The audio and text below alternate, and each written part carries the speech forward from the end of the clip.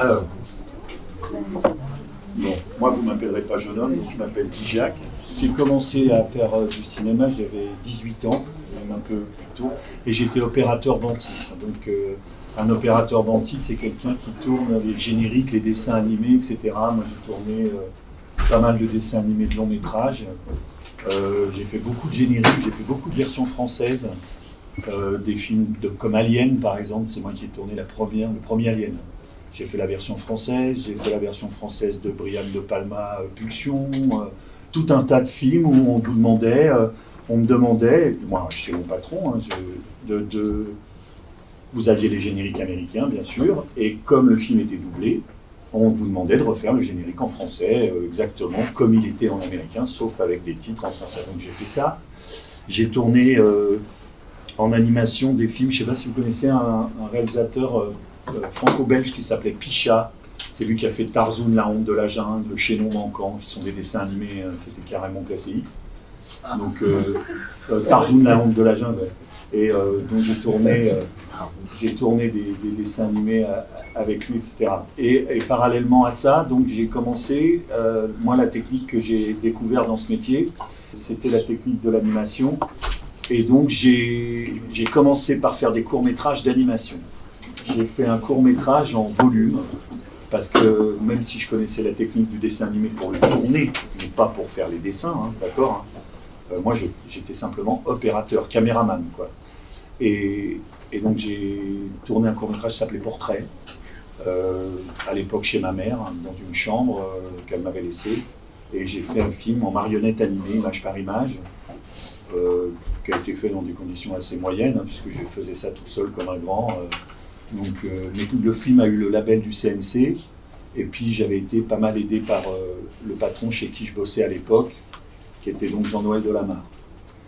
Et parallèlement à ça, ce qui a fait que j'ai fait de l'animation, c'est que la première personne que j'ai appelée quand je suis sorti de l'école, moi j'ai fait un espèce de BEP merdeux à Saint-Denis, pas du tout de cinéma, etc. J'ai appelé une boîte parce que je cherchais du boulot, et la première personne que j'ai eue au téléphone, c'est Jean-Pierre Jeunet. Mais vraiment, il était opérateur dans une boîte qui s'appelait Cinémation. Et Jean-Pierre Jeunet a commencé aussi par l'animation. Et donc et il a tourné tous ses courts-métrages chez moi, parce que j'ai fini par avoir un plateau de cinéma. Et lui faisait le manège, par exemple, je ne sais pas si vous connaissez ses courts-métrages, mais il a fait le manège, l'évasion, le bunker de la dernière rafale. Et c'était un peu la même filière. Et donc, après Portrait, je me suis dit que c'était la seule technique que je connaissais, le cinéma d'animation. Et donc, j'ai déposé mon premier dossier au Centre national du cinéma pour essayer d'avoir de l'argent pour faire un film. Alors, j'ai écrit un autre court-métrage d'animation dans lequel je me resservais un petit peu des décors qui s'appelait L'Invité. J'ai déposé au CNC ce court-métrage et j'ai obtenu la subvention. Donc, je me rappelle à l'époque, je crois que c'était de l'ordre de 90 000 francs, un truc comme ça. C'était en francs. Et donc, je me suis retrouvé avec cet argent. J'habitais plus chez ma mère, mais j'avais une espèce de grande baraque où j'avais fait un studio de tournage au rez-de-chaussée. Et ce que j'ai fait, c'est que j'ai été chercher un producteur. Et le producteur m'a dit, mais je ne sers à rien. Il me dit, t'as tout. T'as tes décors, tu sais ce que tu vas faire, t'as ton découpage. En plus, c'est Jérôme Robert qui en a fait la lumière. Et j'avais un pote avec qui j'avais été à l'école qui allait me filer la main comme assistant. Mais j'avais vraiment envie qu'il me le produise, parce que j'aimais bien ce qu'il produisait, ce mec-là. Et donc il m'a dit, bah, écoute, je vais le produire. Tout ça pour vous dire que, des fois, pour des courts-métrages, certains films, ça vaut le coup de monter sa maison de production. Autant sur un long, c'est même pas la peine d'y penser, même sur un moyen-métrage. Mais sur un court-métrage, en fonction de l'argent que vous avez, on peut créer une maison de production, sa propre maison de production, et gérer son propre argent, si on se sent capable de le faire. Hein. Donc moi, c'est ce que j'ai fait avec ce producteur, qui a produit ce film, qui s'appelle L'Invité. Et là, jackpot, le film a été primé 13 fois. Donc il a reçu, j'ai été nominé au César, etc. Il s'est passé plein de choses avec ce court-métrage d'animation, qui est parti, qui a eu le grand prix du festival d'animation français, etc., qui a eu le prix à Annecy. Bon, voilà, plein de trucs comme ça. Et par contre, je savais pertinemment que j'arrêtais, quoi. Je ne voulais plus. L'animation, c'était pas possible. Chacun bossait dans son coin. Jean-Manuel Costa d'un côté, Jean-Pierre Jeunet de l'autre, Olivier Ginonda, etc. Et donc pour moi, c'était pas jouable, je ne sentais plus le truc. Je voulais bien, je connaissais la technique, c'était génial, mais je voulais pas continuer comme ça. Et ce que j'ai fait, c'est qu'en parallèle de mes courts-métrages, j'ai été technicien. Donc j'ai travaillé comme chef opérateur, j'ai fait des films un peu partout, je suis parti en Arabie Saoudite, c'est là où j'ai rencontré mon co-scénariste. J'ai fait des films comme monteur aussi, j'ai monté les films des autres, je monte mes films, mes propres films. Donc je travaillais aussi comme technicien, parce que comme on disait tout à l'heure, c'est bien joli de faire des courts-métrages, mais il faut aussi gagner sa vie. Et je gagnais ma vie, donc j'ai un peu laissé tomber le côté opérateur, bon titre, hein, caméraman de dessin animé, et je suis parti un peu dans la fiction. Et là, j'ai eu envie, je me suis dit, j'arrête l'animation, et je vais écrire un court-métrage de fiction. Et j'ai écrit un court-métrage qui s'appelle Hulose, U-H-L-O-Z. Et donc j'ai écrit ce court-métrage, et voilà, tout seul comme un grand, sur une machine à écrire à l'époque. Et j'ai mis ça un peu de côté parce que ce court-métrage avait besoin d'un peu d'argent pour être fait. Et j'ai déposé au CNC et on m'a refusé. On m'a dit que les dialogues étaient vulgaires, on m'a dit que c'était trop d'effets spéciaux, que ça ne pouvait pas être fait, que c'était pas possible. Je me suis dit, semblé, je peux pas, donc je l'ai mis de côté et j'ai continué à faire des choses. Et avec ma maison de production, on avait monté une maison de production, j'avais un studio de tournage, je vous l'ai dit, on faisait des films de commande, des films pour la Villette, tout un tas de choses, des trucs, des potes venaient, tournaient dans le plateau, etc. Et un jour, j'ai eu un gros contrat pour faire un film pour le parc Astérix. Et avec les gars de la boîte, on a fait un gros film pour le parc Astérix. Et ça nous a généré beaucoup d'argent. Et quand on a eu cet argent en caisse, les gens avec qui j'étais, donc il y avait mon frère qui faisait partie de la boîte, il y avait la copine avec qui je vivais à l'époque qui était là, il y avait Jean Rabas, le plus grand chef décorateur qu'on ait au monde, vraiment, le mec extraordinaire, qui a fait La Cité des Enfants Perdus, qui a fait Vatel, qui fait les Cirques du Soleil, etc. Donc tous ces gens-là faisaient partie de notre maison de production. Et on m'a dit, il faut que tu fasses ton court-métrage. Et de là, on s'est dit, allez, on y va. Avec l'argent que j'avais le tourné, on a fait le court-métrage. Et alors là, bon, j'ai appelé c'était la première fois que je tournais, moi, comme directeur d'acteur. Et j'avais 2 enfants, j'avais 2 gamins, j'avais Myriam Mézières, j'avais Mado Morin, la maman de Patrick Devers, qui tournait dans mon film, et j'avais Jean-Bernard Guillard, qui était le personnage principal des 3 couronnes du matelot. Et on a tourné ce court-métrage, donc en studio. Hulose, ça fait 12 minutes, et alors là, c'est incroyable. Là, c'est les Oscars. Le film a été aux Oscars, j'ai été nominé au César, au British Award. Le film, il a eu 25 prix. Ça fait 12 minutes. Me demandez pas, j'ai pas écrit en pensant que le film pouvait avoir un succès pareil. Il y a eu des thèses aux États-Unis faites sur le film.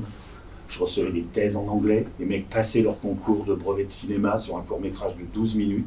Et c'était le seul que j'avais fait. J'avais pas fait d'autres. J'ai fait que celui-là. Donc j'ai fait ce court-métrage. Et bien sûr, quand vous imaginez qu'il vous arrive un truc pareil, mais bon, moi j'avais une air douce pourrie que j'avais récupérée, que ma mère m'avait donnée. Et avec ce film, j'ai gagné une SAM 9000, quoi, par exemple. Un jour, j'ai eu le grand prix du festival de je sais plus quoi. C'était sponsorisé par Saab. Ils m'ont filé les clés d'une bagnole de 90 000 €. Je ne sais pas combien coûtait cette bagnole, c'était monstrueux, etc. Donc, on dit toujours qu'on ne peut pas gagner de l'argent avec un court-métrage. Je vous assure que j'ai gagné beaucoup d'argent avec Hulose, qui est encore projeté à l'heure actuelle, qui a été vendu 5 fois en salle. Il y a des chaînes de télé qui l'ont acheté régulièrement. Il y a une chaîne qui s'appelle 13e rue. Ils l'achetaient tous les 6 mois, le film. Tous les 6 mois, ils prenaient un contrat. Au bout de 6 mois, ils me rappelaient, ils me disaient, est-ce qu'on peut vous racheter Hulose 6 mois? Et ils l'ont fait pendant je ne sais pas combien d'années. Je touche encore de l'argent pour ce film. Je l'ai fait, il n'y en avait aucun de vous qui était né, bien sûr. Je crois que c'est 89. J'ai fait ce film en 89. Attention. Et vraiment, c'est pas du tout de la fausse modestie, un truc à la con.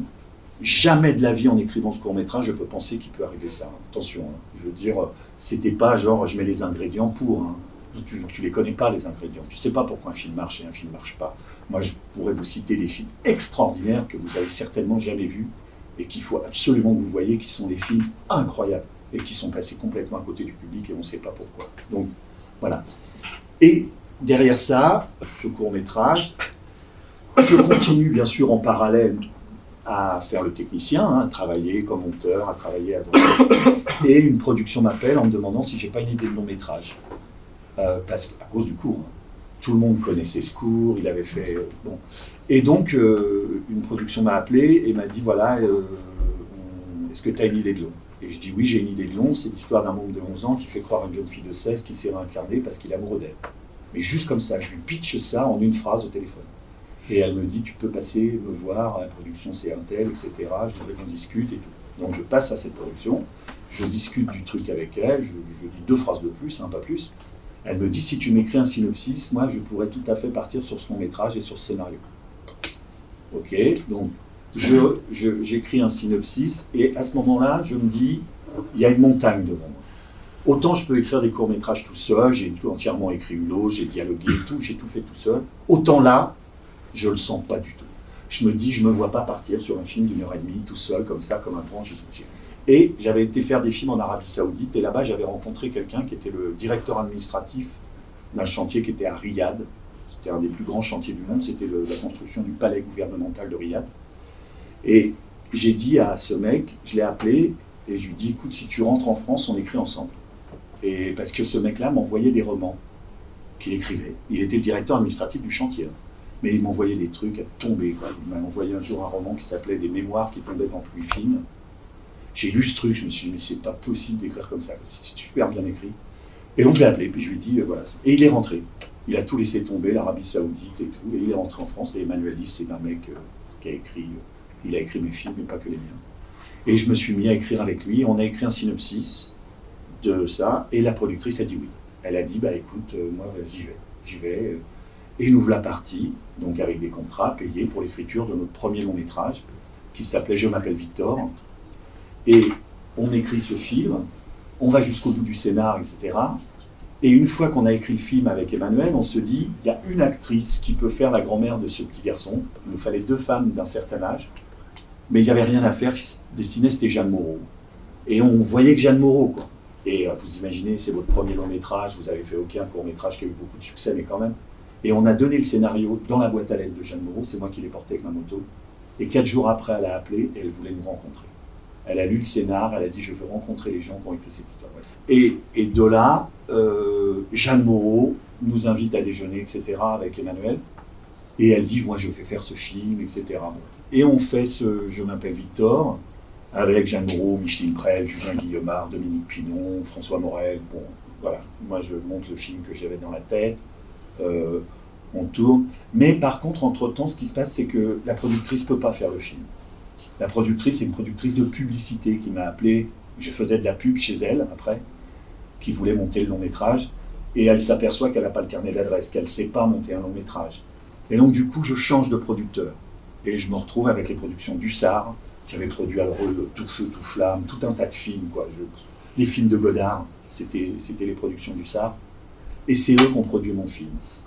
Tout ça pour vous dire, je fais une petite parenthèse, le choix du producteur, il ne faut pas se planter. Je vous assure que moi, pour l'instant, je n'ai eu que, malheureusement, que très très peu de bonnes expériences avec mes producteurs. Je me retrouve avec les productions d'Hussard, le film se fait, le film va à Cannes, mon premier long métrage à Cannes. Il est acheté par Sony Classic.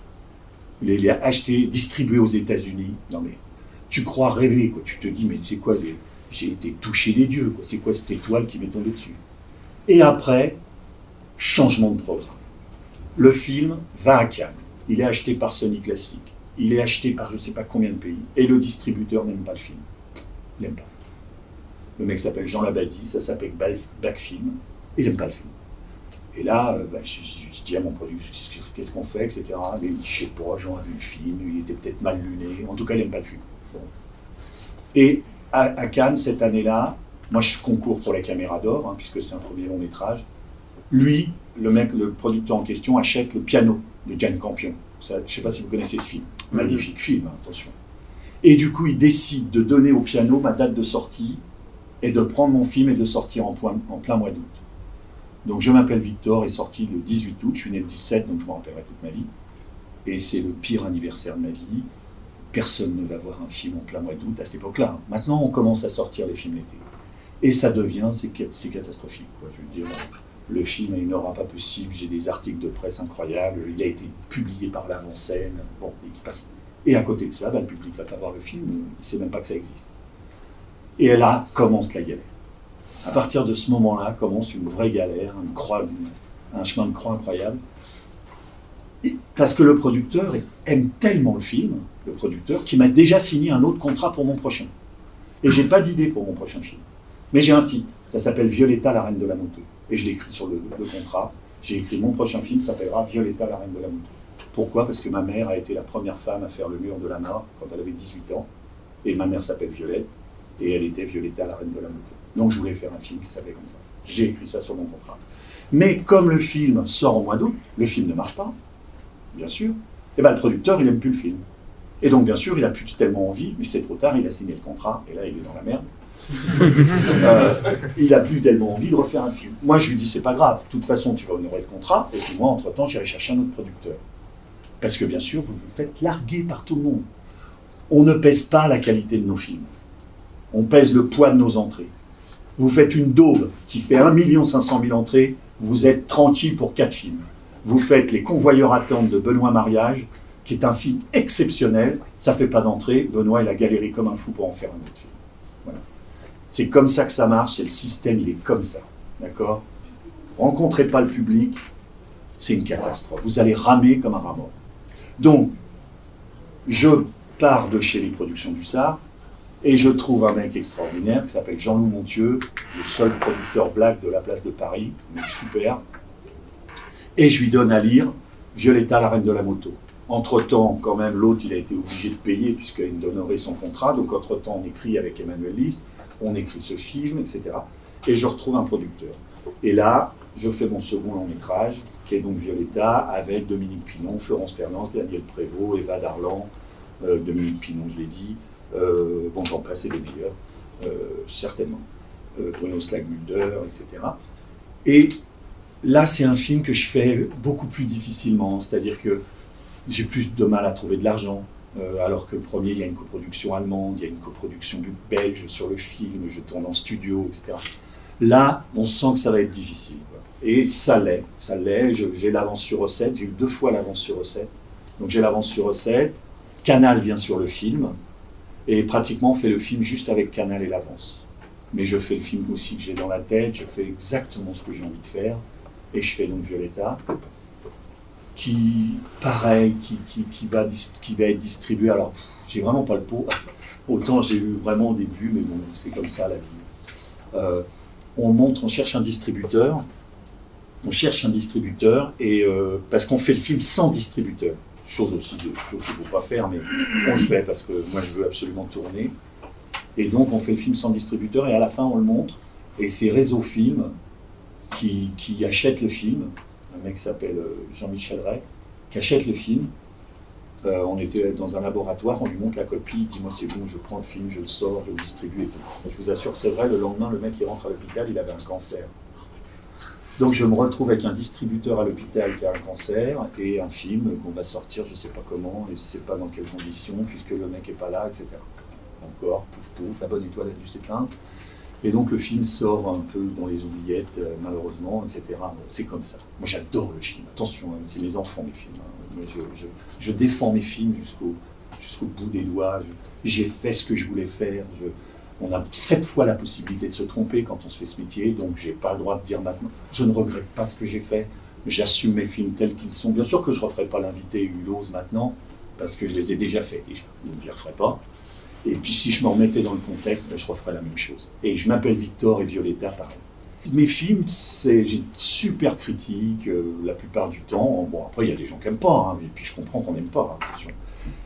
Et puis il y a des producteurs qui voient mes films parce qu'ils partent aux États-Unis à cause de. Je m'appelle Victor, qui a été acheté par Semi Classique, donc Violetta aussi, je me retrouve au festival, etc.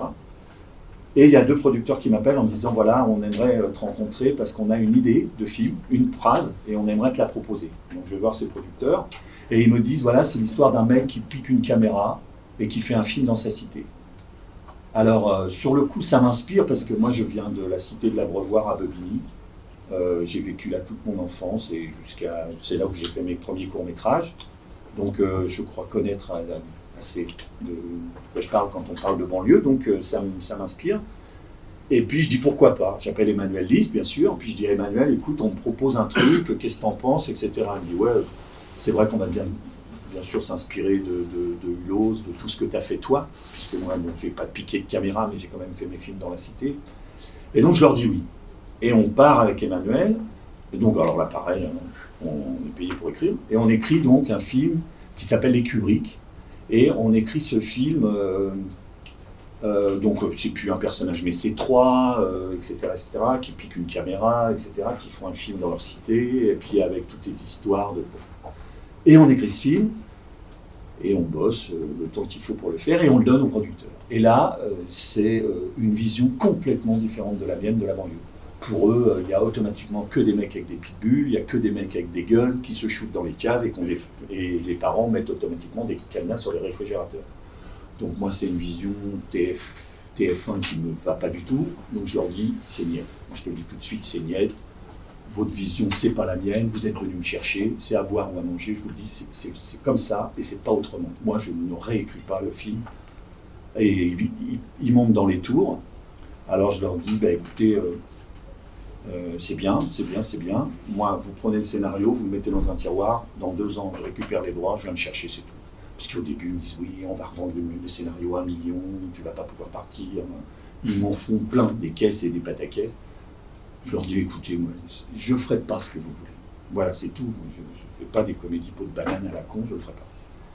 Et puis quand même, ils mettent un peu d'eau dans leur vin, ils se disent qu'il y a quand même, ils m'avaient donné je ne sais plus combien à l'époque pour écrire avec Emmanuel le scénario. Et je trouve un autre producteur, les Productions du Trésor, Alain Attal, qui produit tous les films de Guillaume Canet. Et je lui dis, voilà, Alain, machin, je ne voudrais pas reprendre les droits de ce scénar. Il lit le scénar, il me dit, j'adore et tout, je reprends les droits. Donc, on rachète les droits.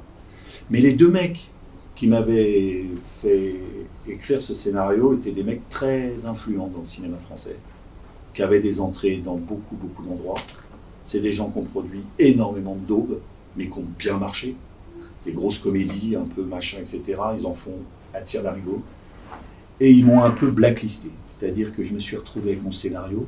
Comme il l'avait mauvaise, que je me suis attiré avec le scénar, etc.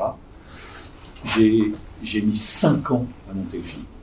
5 ans derrière de galère, avec Alain Attal qui n'a pas pu aller au bout parce qu'il faisait les films de Guillaume Canet, donc il a revendu à un autre producteur.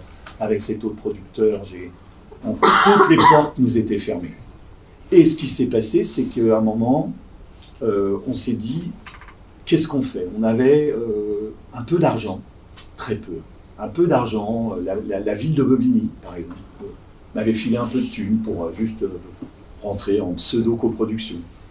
Et on s'est dit, il y a 2 solutions. Soit on abandonne le film à tout jamais, on broie le truc et puis on n'en parle plus, les Kubrick n'existeront jamais. Soit éventuellement on tourne un pilote. Et il me dit, voilà, on a 200 000 balles, je ne sais plus combien on avait, je ne sais plus, 20 000 euros peut-être, de la mairie. Il me dit, t'appelles le mec et tu lui demandes si on peut se servir de l'argent pour faire un pilote. Donc j'appelle le maire de la ville, il me dit, mais tu fais exactement ce que tu veux de ce pognon, moi je l'ai donné pour le film, t'en fais ce que tu veux. Et donc j'appelle tout le monde, j'appelle Roland Sibony, j'appelle Laurent Deutsch, j'appelle François Morel, j'appelle Pinon, j'appelle Isabelle Carré, j'appelle Miki Manojlovic. Et je leur dis, voilà, on va tourner 10 minutes du film en 35, en Panavision, exactement avec les gens, Jean Poisson à la lumière, avec Jean Rabas au décor et tout ça, comme si je tournais mon long, sauf que je vais tourner 10 minutes. Et donc on investit cet argent là-dedans, donc personne n'est payé, hein, c'est un pilote, hein, puis de toute façon avec cette somme-là, tu payes personne de toute façon. Donc on tourne ces 10 minutes, avec tous les comédiens, exactement, je choisis dans le scénario des séquences, mais vraiment hein, telles quelles, et je les mets bout à bout, donc ça redonne un petit scénario de 10 pages. On tourne ça, dans les conditions, je mixe tout dans un Audi énorme et tout, j'ai 10 minutes, ces 10 minutes, on dirait 10 minutes sorties d'un long métrage. Il n'y a pas un truc qui dépasse, je vais chercher ma copie au labo, et j'appelle Jean-Loup Montieu, le gars qui avait produit Violetta, la reine de la moto, mon 2e producteur, qui était devenu le producteur exécutif de chez Warner. C'est lui qui faisait tous les gros films de la Warner comme producteur exécutif. Je dis, Jean-Loup, qu'est-ce que je fais, etc. Il me dit, viens le montrer à Warner. J'ai dit, ouais, il me dit, viens le montrer à Warner, etc. Je vous assure, j'arrive chez Warner, donc je prends rendez-vous avec Francis Bossflug, le directeur de chez Warner. On se met dans une salle de projection chez eux, bien sûr, leur salle de projection, Blo qui fumait son cigare. On s'assoit comme ça, on était 5 là-dedans, et on envoie les 10 minutes. Et le mec se lève à la fin de la projection, il me regarde comme ça, il me dit, on monte dans mon bureau, je signe ça tout de suite. Et il me dit, je signe ce film tout de suite. Ça faisait 5 ans qu'on galérait, on n'avait pas 1 franc 50, personne ne voulait lire le scénar, personne ne voyait ce que ça faisait. Là, d'un seul coup, boum. Là, j'étais... Oh. Bon, bien sûr, inutile de te dire qu'on est monté dans son bureau tout de suite et que j'ai été foutre ma griffe sur le bordel qu'il voulait, et mon producteur aussi, parce que Warner finançait, hein, il venait, mais on gardait la production exécutive du film, hein, avec mon petit producteur, c'était son premier film pour lui. Et nous voilà partis, on valide le film à Burbank, etc. Et d'un seul coup, Jeunet m'appelle, Jean-Pierre, il me dit, Guy, fais gaffe, tu vas être la 5e roue du carrosse. Je dis, attends. Il me dit, ils sont en train de produire un long dimanche de fiançailles. Et un long dimanche de fiançailles, c'est une machine énorme qui coûte très très cher. Et il me dit, j'ai commencé à entendre parler de ton film, etc. Fais gaffe. Je dis, attends, Jean-Pierre, pas possible, ils ont validé à Burbank. En plus, je sortais de 5 ans de galère, moi je voulais pas entendre ça, quoi. C'était pas possible, quoi. C'était impossible. Et je lui dis, et donc on discute, mais il me dit, voilà, je te préviens. Il me dit, écoute, si tu le sens, tu verras bien, mais moi, voilà. Et puis, le temps se passe, 2 semaines, 3 semaines, je retourne chez Warner et tout, parce que la prépa se lançait pas. Et je dis au mec, je lui dis, mais qu'est-ce qui se passe? Pourquoi la prépa, elle n'est pas lancée, quoi? Je veux dire, tout est fait, tout est validé, on a tout, on a les chaînes, on a des diffusions, on a tout. Et il me dit, oui, mais bon, c'est un peu compliqué, parce qu'il faudrait qu'on revoie le devis pour baisser un peu. Je dis, attendez, on baisse rien du tout. Moi, je faisais un film de 3 millions, vous avez annoncé 4,5 millions. Donc, il y a 1,5 million, je ne sais même pas d'où ils viennent, donc vous avez qu'à juste les enlever. Et puis voilà, on a revu le budget du film. Donc ça, c'est pas bon, c'est pas bon truc. Après, il me dit, oui, mais alors, il faudra les revalider à Burbank et tout ça. Je dis, écoute, il y a une galère, il y a un problème, donc moi, je me tire. Moi, je te le dis tout de suite, si vous ne faites pas le film, je m'en vais, j'attends pas. Je veux qu'on rentre en prépa sur ce film. Je lui dis, vous êtes le seul à avoir vu le pilote, quoi, le pilote. Je l'ai montré à personne d'autre. Donc, je vais me barrer et puis je vais aller le montrer autre part. C'est pas possible, on part pas de chez Warner. Bah, je dis, tu vas voir, il suffit de prendre la copie du 10 minutes et je m'en vais. Je suis sorti, on est parti avec Dominique Esménard, mon producteur. On a été boire une bière, il se posait une question, on se dit, qu'est-ce qu'on fait? Et j'ai repensé à un mec qui avait adoré Hulose, adoré mon court-métrage, qu'il avait montré à tout Gaumont, qui s'appelait Pierre-Ange Le Pogam, qui était l'associé de Besson. Et puis ils avaient monté EuropaCorp ensemble. Donc j'ai appelé Pierre-Ange Le Pogam, je lui dis voilà, je sors de chez Warner, ils font un long dimanche de fiançailles, je suis la 5e roue du carrosse, machin, j'ai un pilote à te montrer, qu'est-ce que tu veux faire? Et il me dit bah écoute, demain on fait une projection, tu amènes ton film sur les Champs-Élysées, dans notre salle privée, et on regarde ton truc. Et on regarde le truc, et 10 minutes après, je te promets que c'est vrai, il se lève, il dit tu passes dans mon bureau, on signe le truc. Je vous assure que c'est vrai. Et là j'ai signé, j'ai fait le film. Alors, j'ai fait le film que je voulais faire. Exactement le film que je voulais faire, j'ai le casting que je voulais avoir, sauf que j'ai pas le titre et pas l'affiche. J'ai eu un problème de distribution avec EuropaCorp, horrible. Voilà. Le film, je ne sais pas si vous avez entendu parler, ça s'appelle The Film, Z-E Film. Voilà, franchement, c'est aussi un de mes enfants, ce film, j'adore ce film. Vraiment, je le défendrai pareil jusqu'au bout des doigts, mais franchement, quand tu vois l'affiche et le titre, tu n'as pas envie de rentrer. Tu n'as pas envie d'y aller, tu ne peux pas aller voir ça. Tu te dis, c'est pas possible. Et vraiment, ce qu'il y a derrière cette affiche ne ressemble pas du tout. Ouais. EuropaCorp, franchement, tout ça, c'est des légendes. La Besson qui vient sur les tournages pour vous emmerder, prendre votre caméra, tout ça. Moi, il n'est jamais passé sur mes tournages, il n'est même pas rentré dans ma salle de montage. En plus, il adorait le film. Vraiment, il aimait beaucoup le film. Pierre-Ange Le Pogam aussi. Mais d'un seul coup, il y avait un film qui s'appelait Color Me Kubrick qui sortait en même temps. Et ils m'ont dit, on n'a pas appelé ton film les Kubrick. Je dis, mais pourquoi? J'avais appelé Christiane Kubrick, la femme de Stanley Kubrick, pour être sûr que je puisse avoir l'autorisation d'appeler le film les Kubrick. Elle me l'avait donné. Et ils n'ont rien voulu savoir. Et bon, voilà. Et là, par contre, ça a été catastrophique. Je veux dire, moi, les comédiens me renvoyaient, François Morel, tous les mecs du film me renvoyaient des trucs en mettant The Film, The Bessonnade. Les gens n'avaient même pas vu que déjà le film était mais complètement massacré, etc. Le film a eu le Grand Prix du Festival de New York. Le film a été premier au box-office en Russie. Le film, il a une carrière superbe en France. Voilà. Mais je comprends, réellement, je vous le dis, moi, je ne rentre pas. Je l'ai dit, le jour où on m'a montré le projet d'affiche, il y avait Pierre-Ange Le Pogam à côté de moi.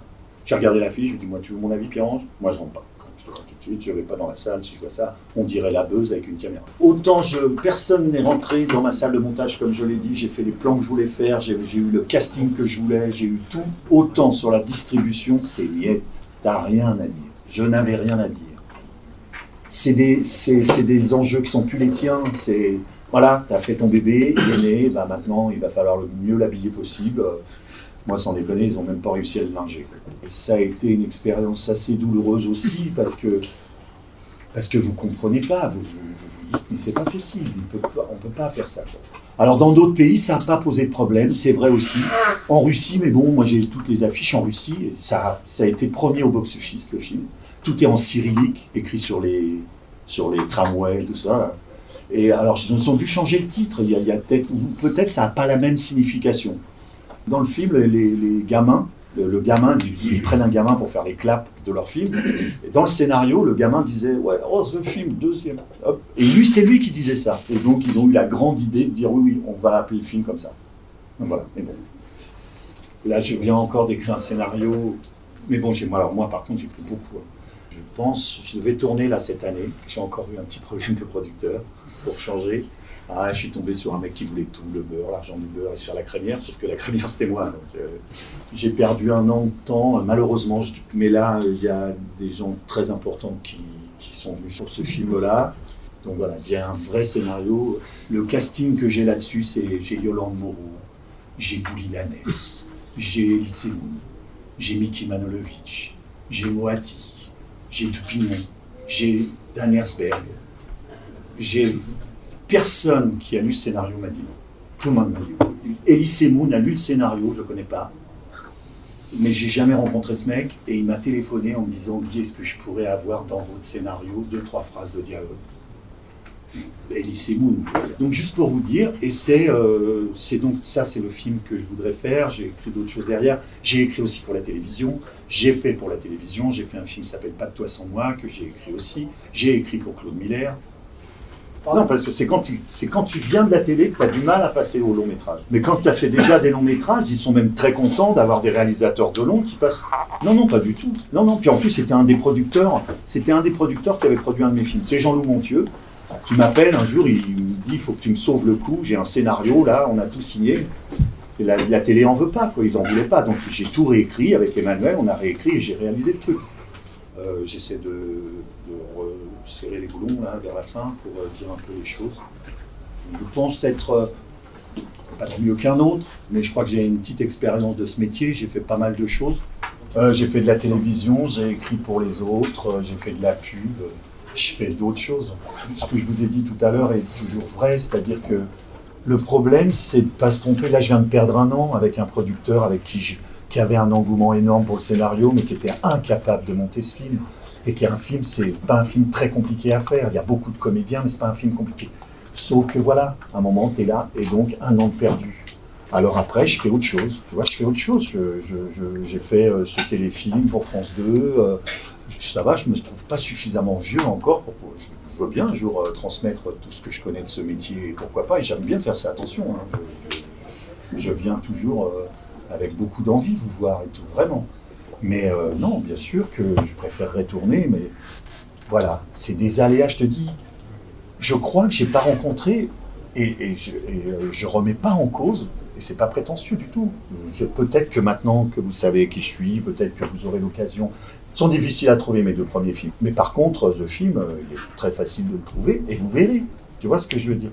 Après, c'est comme ça. Je veux dire, Fabien Antoniente, il fait un film tous les ans, tous les 2 ans. Ça se dessine comme ça, et pourtant, tu as vu, c'était plutôt bien barré. Hein. Ah, tu as vu comment ça démarre. Je veux dire, ça ne peut pas mieux démarrer, moi, au niveau de ce que je fais, de la façon dont les choses sont relativement jeunes, etc. Et puis, des espèces de tunnels, mais bon, qui me permettent de vivre aussi. Hein. Moi, je fais autre chose. Hein. Voilà, je vis, quoi. Je veux dire, moi, j'ai un père qui est mort à l'usine, il avait 40 balais. Voilà, tu vois, je veux dire... c'est autre chose, c'est une philosophie de vie qui me convient aussi pas mal, quoi. Je veux dire, voilà, j'ai pas de stress, j'ai pas de trucs comme ça, je fais les choses à mon rythme aussi, mais bon, avec une envie folle. Si je vous pitchais le nombre de films que j'ai dans la tronche, j'ai pas assez, maintenant j'ai passé le cap, j'ai plus de 50 balais, j'ai passé le cap, j'aurais pas le temps de faire ce que j'ai écrit, quoi.